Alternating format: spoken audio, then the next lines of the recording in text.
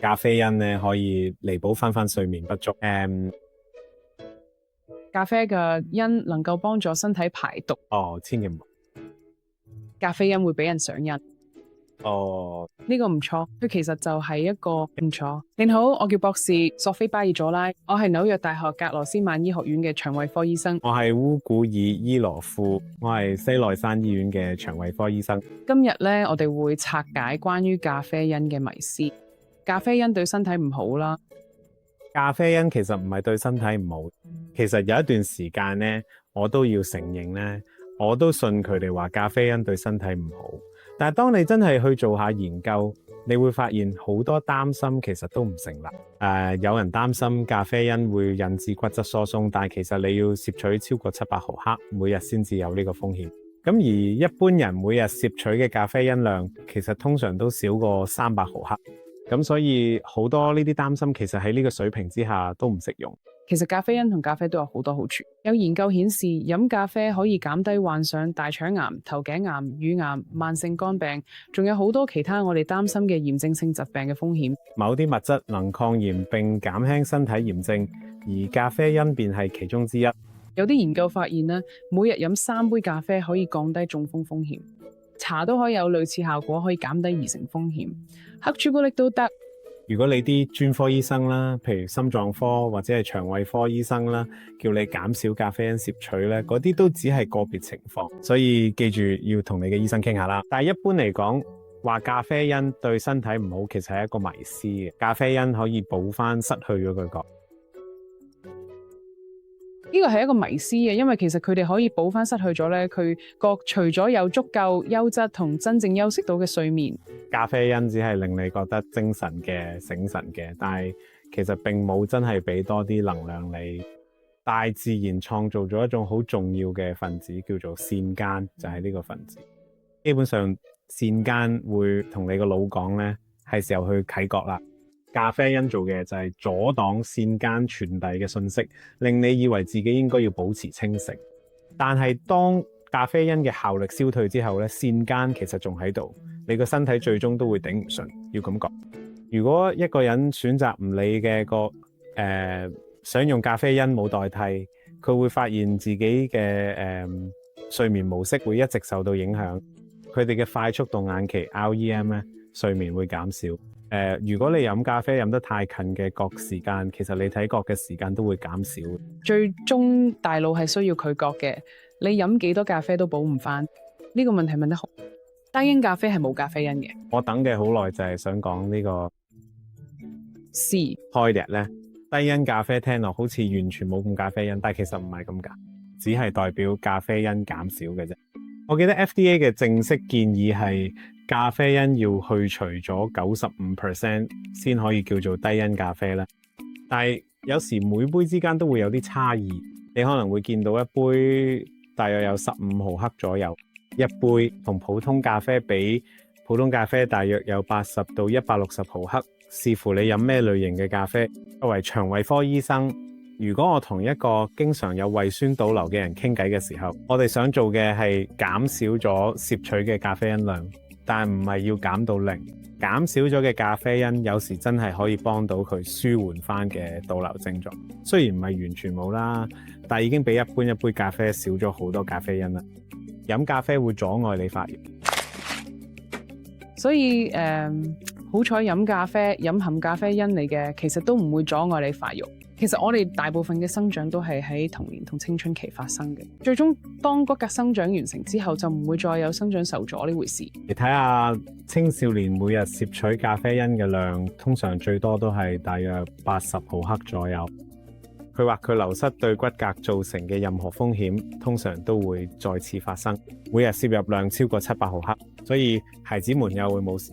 總的嚟講咧，佢哋攝入嘅咖啡因量咧，不足以引起啲人對骨骼鈣質流失嘅擔憂。700每日800克，咁至少相當於8杯以上嘅咖啡，真多啊！呢個數量真係超多。咁所以其實影響骨骼生長最大嘅因素咧，會係小朋友本身嘅健康狀況、長期病患，或者例如導致營養不良嘅情況，仲有遺傳因素。你父母有幾高，你兄弟姊妹有幾高，呢啲先係真真正正影響生長嘅因素。其實唔會係咖啡因攝取量影響嘅。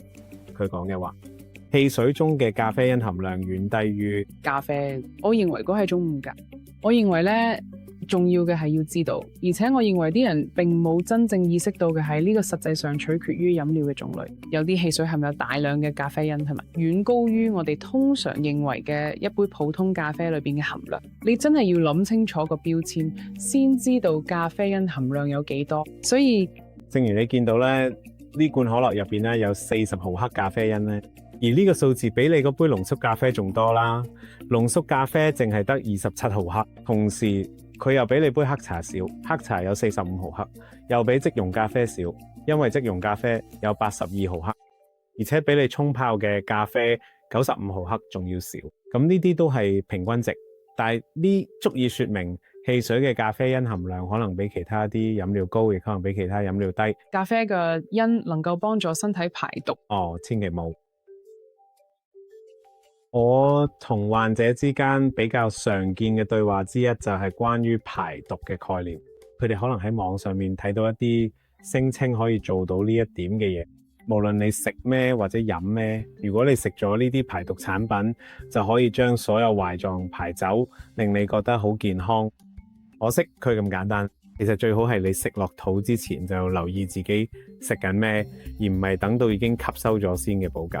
咁所以話將咖啡因當成排毒劑呢個概念都係其中之一啦。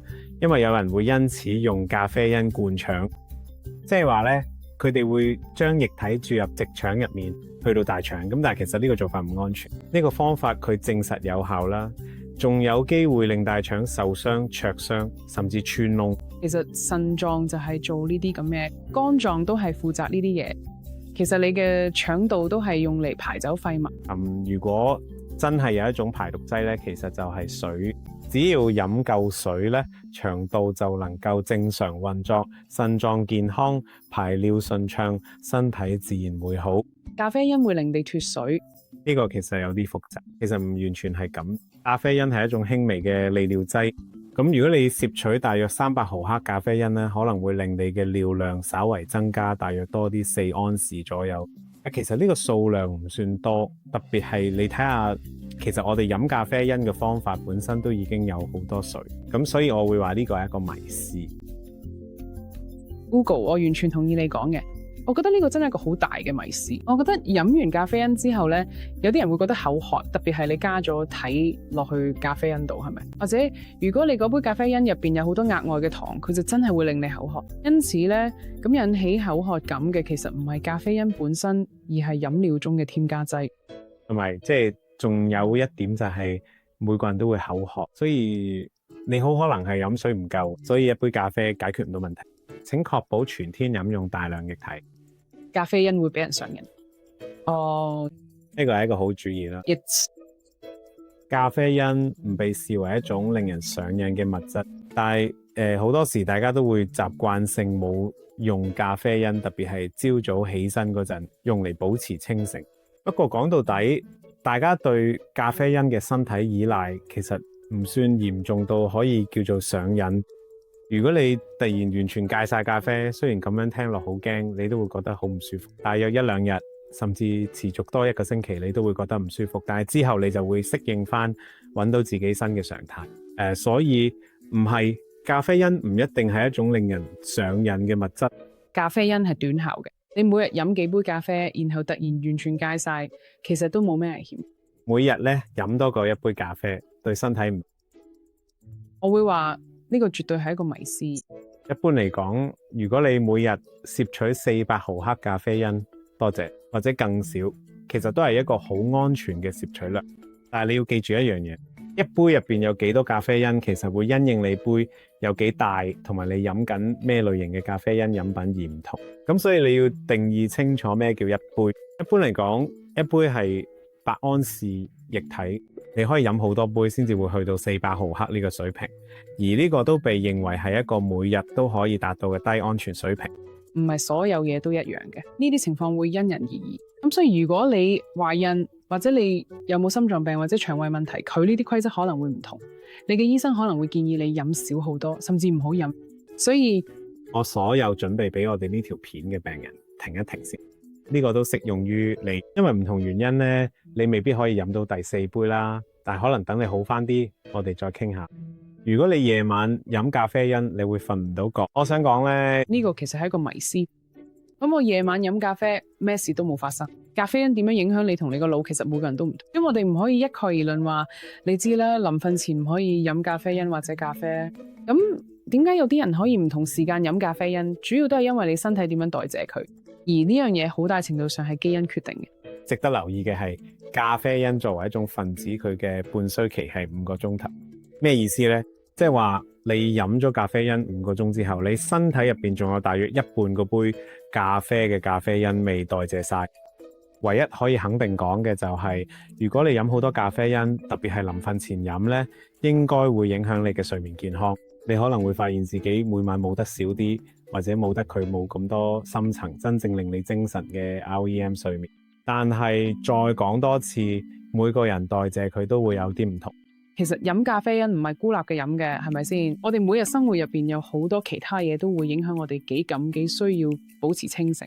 所以如果你成日都冇休息，用咗好多精力，真係攞到爆，你都一樣會頂唔順，要瞓覺。咖啡因其實可以搞亂你嘅心率。我對呢個講法要話係事實。其實呢個問題已經有好多研究做過。最近有個研究呢，佢哋喺一個超過3萬人嘅社區群組，佢哋發現適量攝取咖啡因並冇增加心律不正嘅風險。事實上，佢哋發現每飲多一杯，患上心律不正嘅機會仲會減少3%。有時啲人會覺得係心跳加速或者心跳得好快，我哋叫做心搏過速，啱唔啱？而呢啲情況係可以因為咖啡因而出現咗。仲有血壓都可能會暫時升高，但係呢啲情況都唔會持續好耐。呢啲都唔係咩危險嘅事。而且更好消息係，對於習慣飲咖啡或者攝取咖啡因嘅人嚟講，呢啲效應最終都會消失。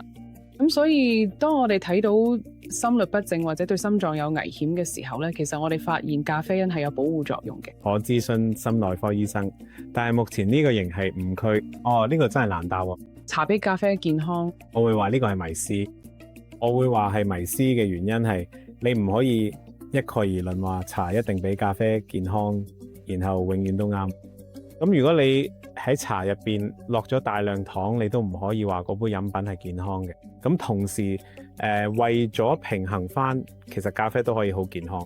咖啡其實對美國人嚟講係一個主要嘅抗氧化物來源。我哋未必食夠蔬果，其實好多應從蔬果吸收嘅營養呢，最後竟係靠咖啡植物補翻。我哋仲要明白呢，其實有關咖啡嘅數據比較多，同埋比較有力研究都做得多嘅。咁所以我哋可以對佢哋好處講得比較實在啦。咁講唔係話茶嘅好處，或者我哋已經肯定茶一定比咖啡健康，因為其實我哋都未有佢嘅證據。但係而家嚟講，你知啦，我哋都要講呢個其實係一個迷思。